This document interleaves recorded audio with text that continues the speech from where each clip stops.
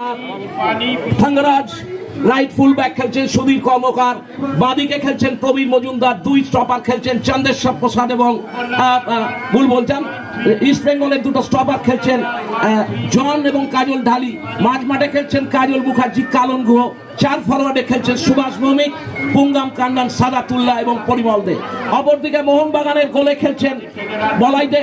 Right back Bhabani রায়, বাদিকে খেলছেন আলতাফ, দুই স্টপার খেলছেন কল্যাণ সাহা এবং চন্দ্রেশ্বর প্রসাদ, বাদিকে খেলছেন প্রিয়লাল মজুমদার হাফ লাইনে এবং সৈয়দ নাইমুদ্দিন, লেফট উইংয়ে খেলছেন প্রণব গাঙ্গুলি, রাইট উইং খেলছেন সুকল্যাণ ঘোষ দস্তিদার, মাঝখানে খেলছেন সীতেশ দাস এবং মোহাম্মদ হাবিব। সীতেশ দাস সম্বন্ধে বলি, যে বছর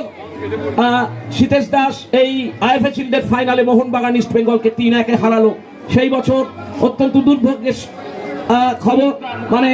আজকের এই বইমেলায় আমি সীতেশ দাসকে স্মরণ করি। সে বছরে ভাইফোঁটা নিয়ে ফেরার পথে খড়গপুরে